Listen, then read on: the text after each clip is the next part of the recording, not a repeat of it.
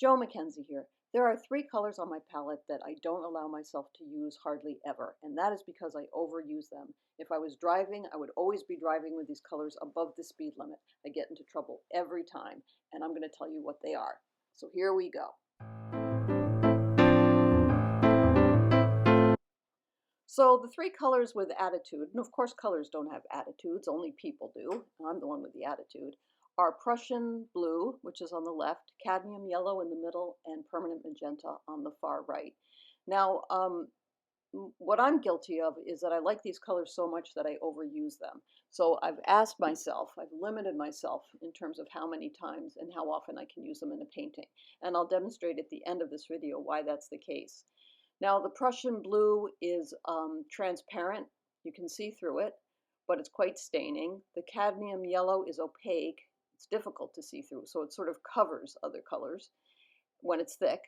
Even when it's not thick, there's a covering. And the permanent magenta is also transparent, but again, staining. So they're very, very strong colors, and that's part of what draws me to them, but it's also a bit of instant gratification that gets me into trouble frequently. Oh, what was it Carrie Fisher said? Instant gratification takes too long. Yeah, great line from Postcards from the Edge. So first let's mix some colors and let's see what happens, because I don't limit myself when it comes to using them in mixes. They make beautiful colors to mix with. And again, every one of these mixes represents a tube of paint that you don't have to purchase.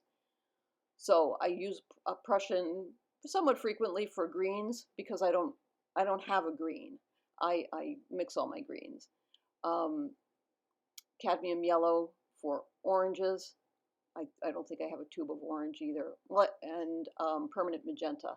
I almost never use permanent magenta because I can mix these colors myself. And the bottom square on the right is indigo.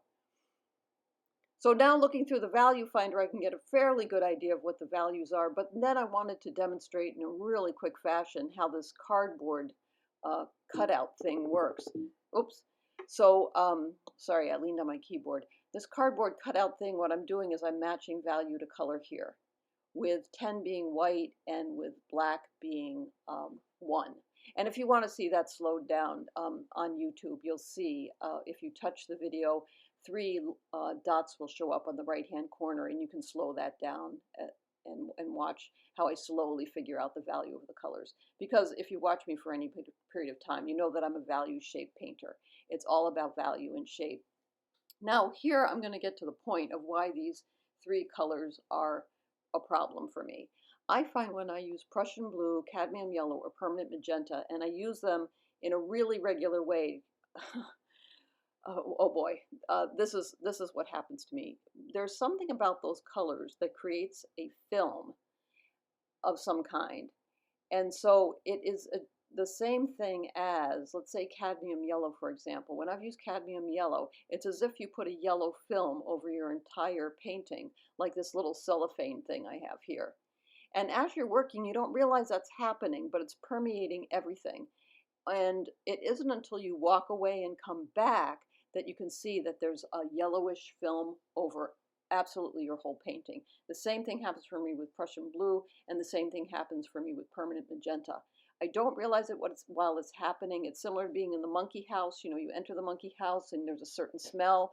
If you're in there for a period of time, you don't smell it anymore. It isn't until you go back into the monkey house after breathing fresh air that you can see that things that they smell.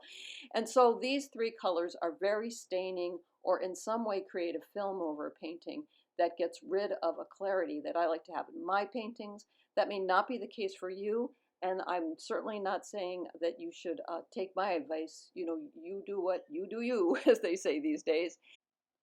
So to reiterate, there are no bad colors, and there's really no bad attitude. And I'm not suggesting not to use these colors. It's just that for me, I need to use them with great restraint. And I'm curious to know from you, which are the colors that get you into trouble, so to speak? Which ones make you break the traffic codes? So remember to keep the whites of your paper white, your paints wet, mask for value, mix for color, and I will see you next time. All right, bye-bye.